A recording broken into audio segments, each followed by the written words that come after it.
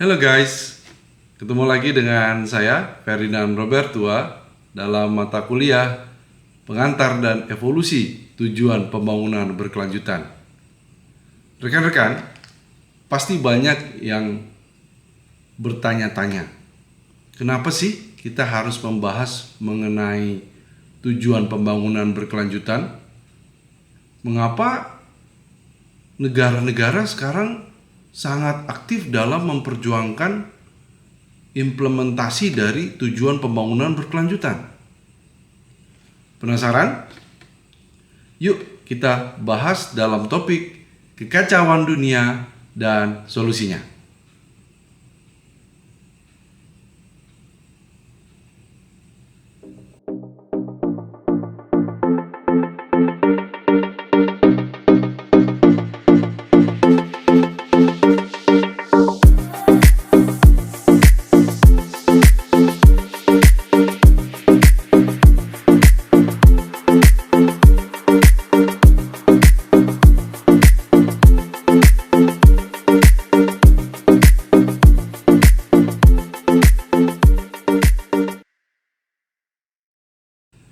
Rekan-rekan, sebelum kita nanti akan membahas secara detail tentang Sustainable Development Goals, maka kita akan membahas histori, konsep, dan pemikiran tentang urgensi dari Sustainable Development Goals. Kita akan berbicara lintasan sejarah yang melatar belakangi banyak negara saat ini begitu serius memikirkan masalah-masalah dan solusi terhadap masalah-masalah kemanusiaan. Kita akan mulai dengan perdebatan yang klasik yang selalu terjadi di dalam pembahasan tentang isu-isu kemanusiaan. Perdebatan klasik antara antroposentrisme dan ekosentrisme selalu terjadi di semua tempat, di semua negara, dan di berbagai rentang waktu. Karena perdebatan ini selalu menghadirkan antara pemikiran-pemikiran yang setuju terhadap kebijakan negara dan organisasi internasional yang membantu masyarakat yang terdampak dengan pemikiran-pemikiran yang kontra terhadap kebijakan-kebijakan negara atau organisasi internasional yang membantu masyarakat yang terdampak. Perdebatan ini akan selalu ada dan akan selalu hadir, sehingga sangat penting bagi kita untuk memahami perdebatan ini. Sangat penting bagi kita sebelum kita memahami implementasi Sustainable Development Goals, kita harus memahami perdebatan klasik ini. Bukan hanya akan terus terjadi, tetapi juga perdebatan klasik ini menghasilkan perspektif-perspektif baru yang menjadi cikal bakal dari kebijakan-kebijakan PBB, Perserikatan Bangsa-Bangsa dan negara-negara di dalam mengurangi jumlah angka penduduk yang berada di bawah garis kemiskinan, di dalam memberantas masalah-masalah korupsi di berbagai negara, atau di dalam mitigasi isu-isu perubahan iklim. Cikal bakal pemikiran baru inilah yang menjadi driver bagi kita untuk memahami perdebatan klasik ini. Perdebatan klasik antara antroposentrisme dan ekosentrisme itu didasari pada fokusnya atau subjeknya. Ketika kita berbicara antroposentrisme, yang menjadi fokus dan subjek utamanya adalah manusia. Sedangkan ketika kita berbicara ekosentrisme, yang menjadi fokus utamanya adalah alam atau barang-barang yang tak hidup dan tak bernyawa. Oleh karena itu, dua pemikiran ini memiliki cara berpikir yang sangat berbeda, dan dalam banyak kesempatan menjadi bertolak belakang. Ketika kita berbicara mengenai antroposentrisme, manusia diasumsikan sebagai aktor atau pihak yang memiliki kearifan di dalam mengelola lingkungan hidup dan berbagai makhluk dan berbagai sumber daya yang berada di sekitar manusia.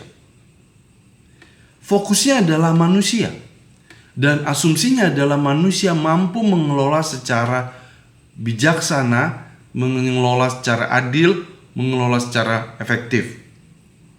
Itu antroposentrisme. Namun ketika kita berbicara dalam perspektif ekosentrisme yang berfokus pada alam dan barang-barang yang tak bernyawa, maka perspektifnya adalah manusia menjadi sumber masalah dalam ekosistem. Manusia menjadi faktor perusak. Manusia menjadi pemicu konflik antara manusia itu sendiri dengan alam, dengan manusia lainnya, atau dengan makhluk hidup lainnya. Jadi kita bisa bayangkan dua perspektif ini saling bertolak belakang. Dan kita bisa memahami mengapa banyak orang yang menggunakan antroposentrisme di dalam referensi untuk kebijakan-kebijakan publik dibandingkan ekosentrisme. Antroposentrisme dianggap mendukung kebijakan-kebijakan manusia di dalam pengelolaan sumber daya alam, sedangkan ekosentrisme dianggap sebagai perspektif yang tidak mendukung atau oposisi terhadap kebijakan-kebijakan negara atau organisasi internasional yang ditujukan untuk mengelola sumber daya alam. Jadi di sini fokusnya adalah siapa yang seharusnya mengelola sumber daya alam. Ketika kita berbicara antroposentrisme, maka jawabannya adalah manusia. Ketika kita berbicara ekosentrisme, maka jawabannya adalah bukan manusia, tetapi alam itu sendiri. Alam itu secara natural akan mengatur sumber daya alam itu sendiri. Manusia dijadikan sebagai salah satu bagian dari ekosistem, tapi bukan sebagai penentu pengelolaan sumber daya alam. Inilah perbedaan yang sangat kontras antara antroposentrisme dan ekosentrisme, dan dominasi, ini harus dicatat, dominasi pemikiran antroposentrisme di dalam pembangunan kesejahteraan manusia. Hampir semua orang dan semua negara, organisasi internasional, kebanyakan akan menggunakan antroposentrisme di dalam merumuskan kebijakan-kebijakan publiknya.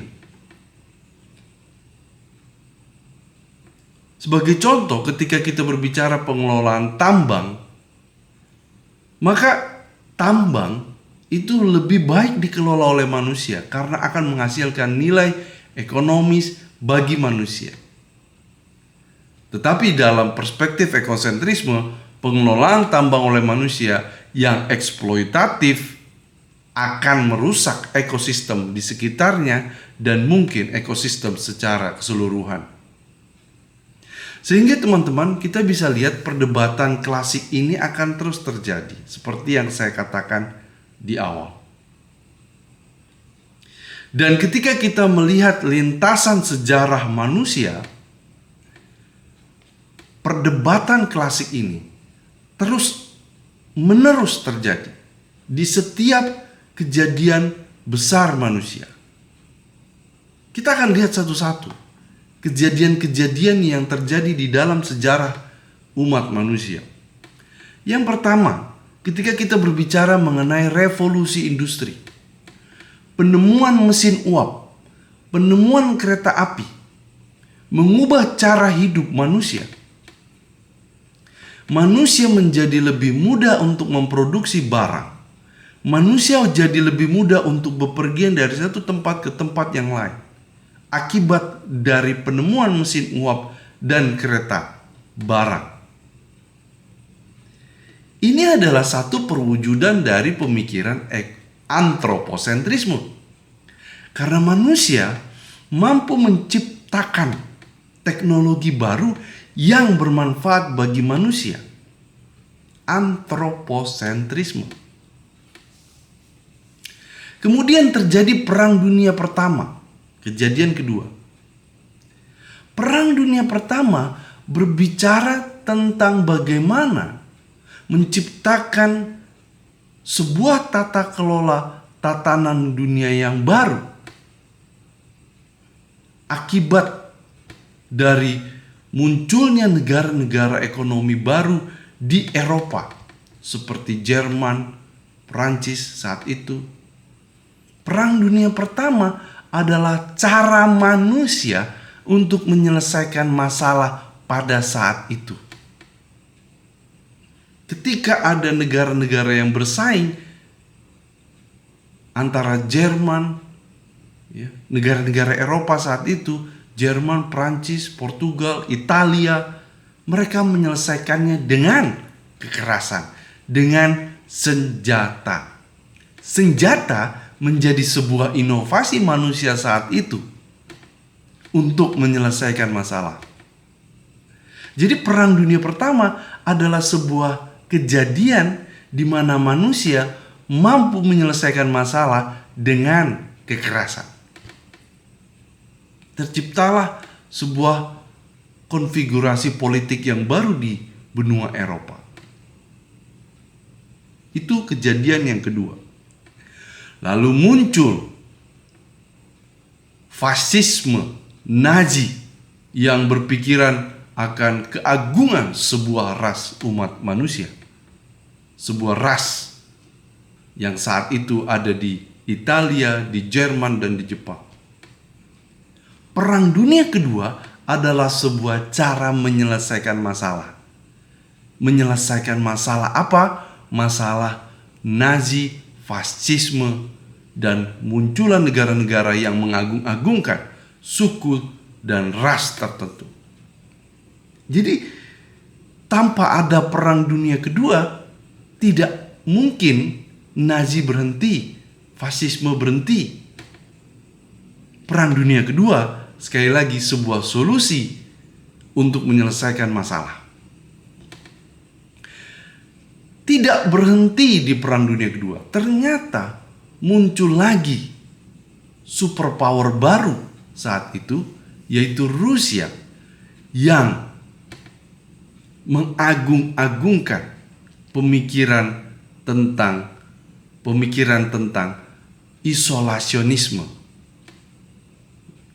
Berbicara bagaimana sebuah negara terisolasi dan membangun sebuah sistem ekonomi sosialisme, komunisme, dan menyebarkannya ke negara-negara yang lain. Perang dingin menjadi sebuah solusi untuk menyelesaikan masalah kemunculan komunisme dan sosialisme. Kehancuran Rusia dalam saat itu, pada saat itu negara Rusia itu adalah salah satu bentuk penyelesaian terhadap masalah yang ditimbulkan dari kemunculan komunisme dan sosialisme. Itu adalah lintasan sejarah manusia, kejadian ketiga yang berbicara tentang antroposentrisme. Manusia menyelesaikan masalah dengan cara yang dianggap terbaik oleh manusia saat itu. Kemudian, setelah berhentinya pemikiran komunisme di Eropa, muncul sebuah masalah lagi, yaitu kesejahteraan manusia. Kita berbicara bagaimana masih banyak kelaparan, masih banyak negara-negara yang tertinggal secara teknologi, pendidikan yang masih belum merata.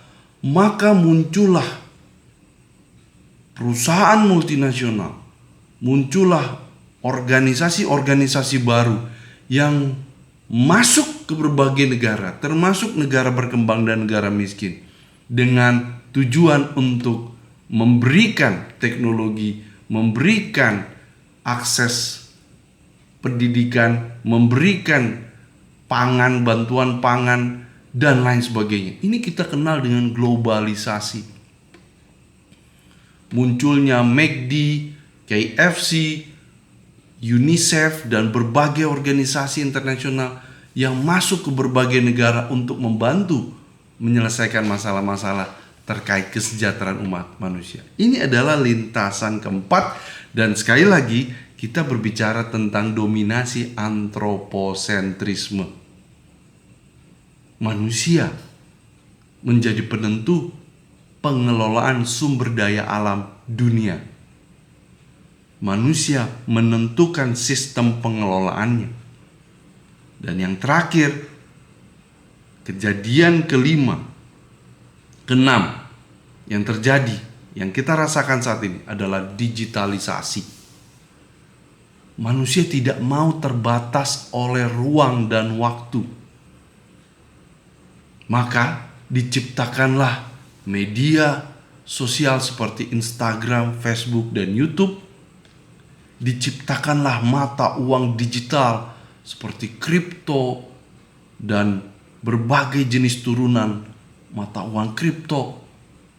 Dan kita bisa mengakses layanan pendidikan, layanan kesehatan hanya melalui internet dan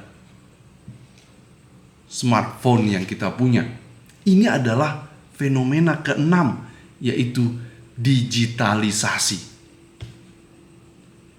Ini adalah lintasan sejarah manusia yang semuanya didominasi oleh pemikiran antroposentrisme. Terlihat sekali, sangat jelas.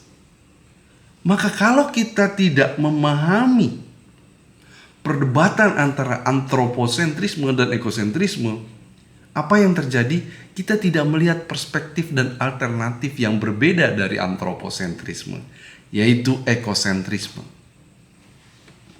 Kita hanya melihat satu perspektif, yaitu antroposentrisme. Jadi manfaat kita di dalam memahami perdebatan antroposentrisme dan ekosentrisme adalah kita lebih kritis. Artinya kita mampu melihat perspektif yang berbeda. Perspektif yang ada, yang berbeda, yang mampu juga memahami lintasan sejarah umat manusia. Nah, kalau kita lihat lintasan sejarah ini, yang keenam kejadian besar itu tadi, dari perspektif ekosentrisme, pemahamannya jadi berbeda. Kalau kita lihat semuanya itu, mulai dari revolusi industri, perang dunia pertama, perang dunia kedua, perang dingin, globalisasi, digitalisasi, bagi ekosentrisme ada 3 dampak yang terjadi, yang akan selalu terjadi. 3 dampak. Pertama, insecurity. Insecurity. Kita berbicara mengenai manusia yang menjadi tidak aman terhadap lingkungannya, tidak aman. Munculnya kriminalitas baru, banyaknya pelaku-pelaku kriminal yang jauh lebih banyak. Kerusakan lingkungan yang terjadi, polusi udara, air, tanah menjadi sesuatu yang dihadapi oleh manusia. Kemiskinan ekstrim yang tidak ada menjadi ada akibat dari industrialisasi yang tidak memperhatikan keseimbangan alam.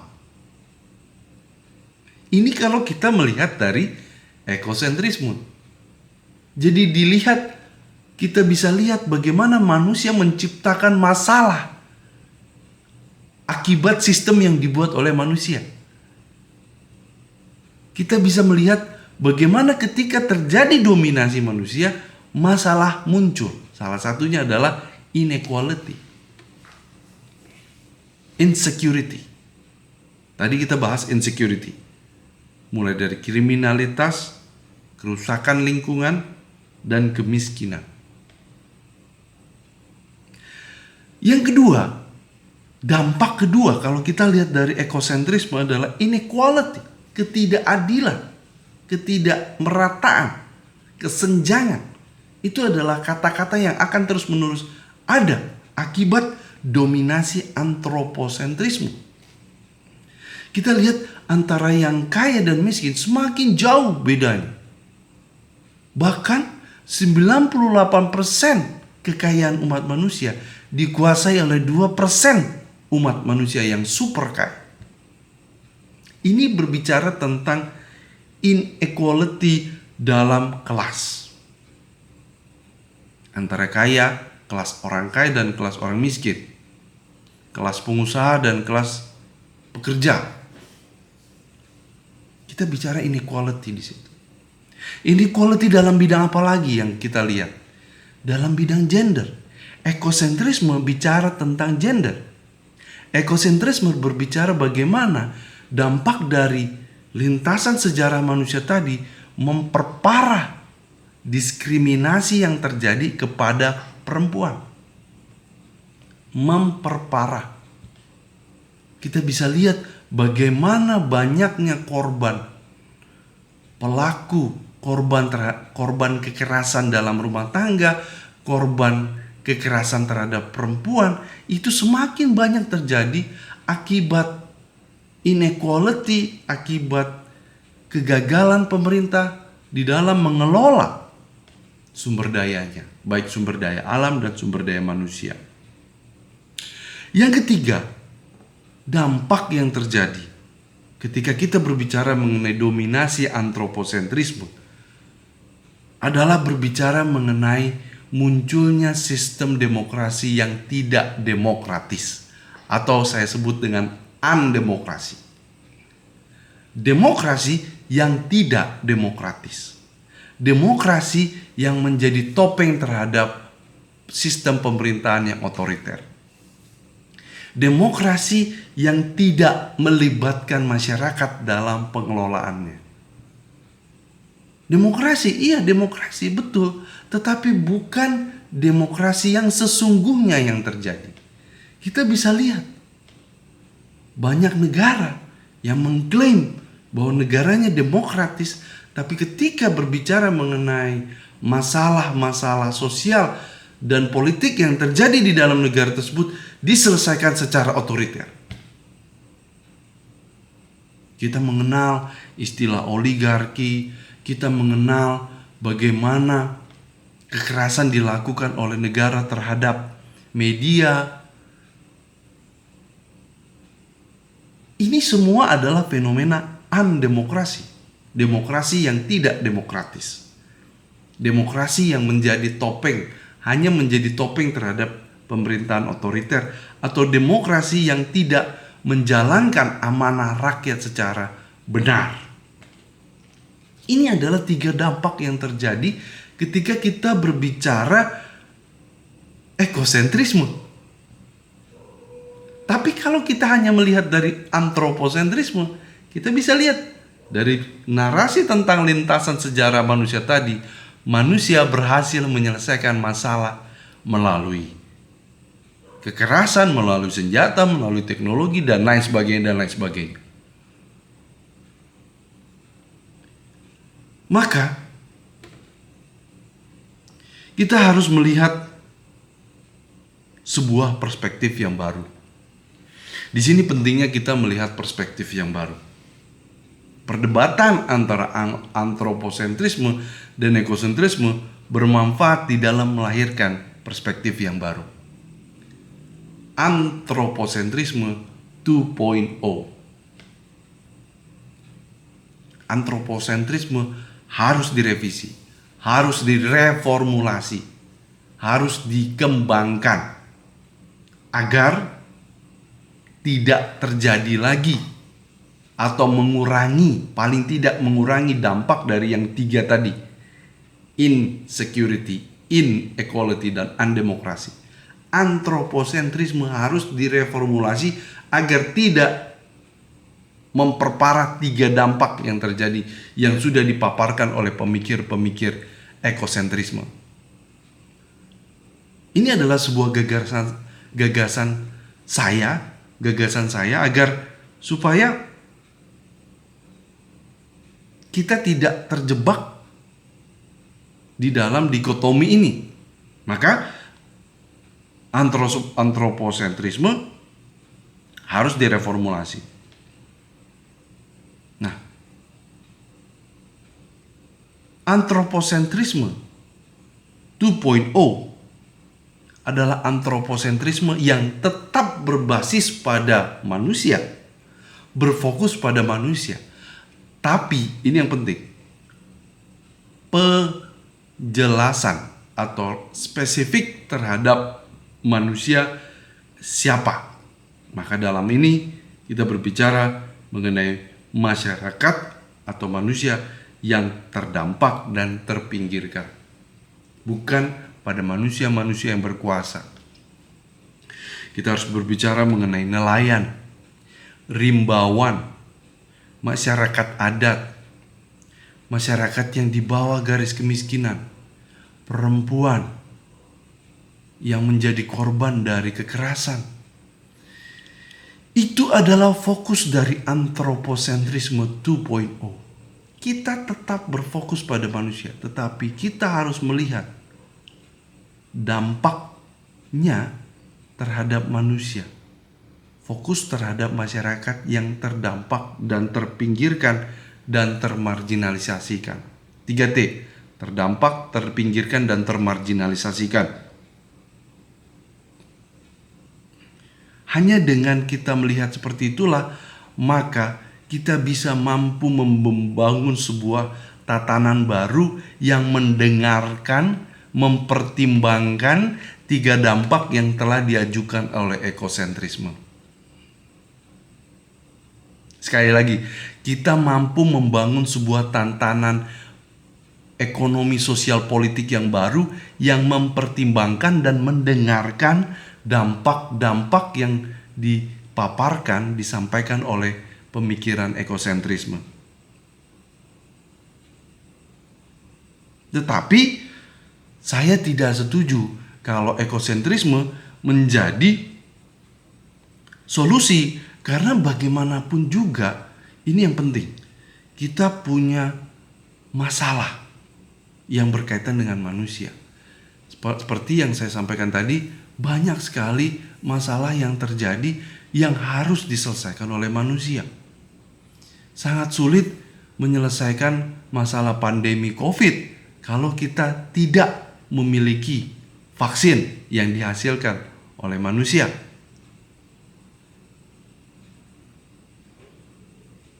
Vaksin menjadi sebuah solusi efektif, dan vaksin adalah sebuah alat yang dihasilkan dari pemikiran yang memikirkan terhadap korban-korban dari pandemi.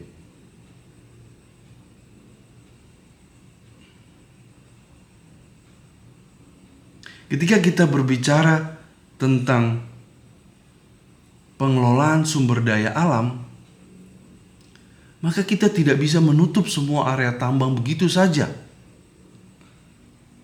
Karena mobilitas manusia itu ditentukan oleh keberadaan tambang. Nah, pertanyaannya adalah tambang seperti apa yang harus kita kelola? Apakah masih harus tambang yang berbasis fosil? Atau kita harus memikirkan tambang baru yang tidak berdampak pada tiga itu tadi? Tambang seperti tambang energi terbarukan, tambang energi baru yang lebih ramah terhadap masyarakat sekitar, yang lebih berkelanjutan untuk generasi masa depan. Ini yang harus dipikirkan, bukan menutup tambang seluruhnya, tetapi memikirkan bagaimana transisi dari tambang yang berbasis fosil menjadi tambang yang berbasis energi yang terbarukan, energi yang lebih ramah terhadap masyarakat dan alam. Maka dengan demikian, ekosentrisme menjadi solusi yang tidak efektif dan terlalu radikal. Mampukah kita membayangkan kita hidup tanpa vaksin? Mampukah kita hidup tanpa kendaraan yang membawa kita dari satu tempat ke tempat yang lain? Kehidupan manusia, kehidupan nelayan, kehidupan rimbawan itu juga ditentukan oleh kemajuan pendidikan, kemajuan layanan kesehatan. Ini tidak mungkin berhenti. Dan oleh karena itu kita masih perlu pemikiran antroposentrisme. Kita masih perlu pemikiran antroposentrisme yang, ini penting, yang direformulasikan, yang dikembangkan, yang diperbaiki. Itulah makanya saya datang dengan gagasan antroposentrisme 2.0 yang berfokus pada masyarakat yang 3T, terpinggirkan, terdampak, dan termarginalisasikan. Tanpa manusia, tanpa kehadiran manusia, tanpa dominasi manusia, kehancuran alam semesta akan terjadi. Kita ingat dulu, adanya peradaban yang punah, adanya sebuah sistem yang punah, sistem dinosaurus yang punah. Apakah kita mau menuju kepunahan seperti zaman dinosaurus? Tentu tidak. Maka manusia masih harus ada. Manusia masih harus mendominasi sistem. Cuma harus direformulasikan agar bisa sustainable untuk masa depan, untuk anak cucu dan alam semesta. Dengan demikian, maka Sustainable Development Goals atau Millennium Development Goals adalah sebuah upaya agar seluruh insan menjadi terlibat di dalam pembangunan. Masyarakat adat, rimbawan, nelayan, perempuan yang menjadi korban kekerasan menjadi terlibat di dalam pengambilan keputusan global melalui Sustainable Development Goals yang memiliki 17 pilar atau Millennium Development Goals yang memiliki 8 goals. Itu adalah sebuah upaya kita semua umat manusia agar kita mampu mengurangi, mencegah, meminimalisir tiga dampak yang sudah dipaparkan oleh pemikir-pemikir ekosentrisme. Dengan demikian teman-teman, kita harus bersemangat untuk membahas tentang Sustainable Development Goals, karena itu adalah salah satu bentuk manifestasi pemikiran antroposentrisme 2.0. SDGs adalah salah satu reformulasi dari pemikiran antroposentrisme. Kalau kita tidak berhasil mengimplementasikan SDGs, maka kita gagal di dalam mereformulasikan antroposentrisme dan ekosentrisme menjadi benar. Dampak yang disampaikan oleh ekosentrisme menjadi kebenaran. Ini adalah sebuah panggilan bagi kita untuk lebih mendengar masyarakat yang 3T, terpinggirkan, terdampak, dan termarginalisasikan. SDGs, MDGs adalah sebuah upaya bagi kita untuk mereformulasikan antroposentrisme. Dengan demikian, rekan-rekan, kita akan melihat ke depan dalam pertemuan-pertemuan berikutnya upaya-upaya yang dilakukan oleh PBB di dalam mengimplementasikan MDGs dan SDGs. Itulah narasi terkait antroposentrisme dan ekosentrisme. Perdebatan antara antroposentrisme dan ekosentrisme. Mudah-mudahan kita semua menjadi lebih semangat di dalam membahas tentang SDGs. Dan rekan-rekan, untuk membahas lebih dalam lagi, maka kita punya 3 pertanyaan yang bisa kita gunakan di dalam mengelaborasi pembahasan yang tadi. Yang pertama, apa manfaat dari pemahaman terhadap perdebatan antara antroposentrisme dan ekosentrisme? Yang kedua, mengapa ekosentrisme tidak menjadi solusi efektif bagi kekacauan dunia? Yang ketiga, mengapa antroposentrisme 2.0 menjadi referensi utama dalam memahami konstruksi SDGs atau MDGs? Demikian rekan-rekan pembahasan kita tentang kekacauan yang terjadi, kekacauan dunia dan solusinya, dan kita membahas dari perspektif antroposentrisme dan ekosentrisme.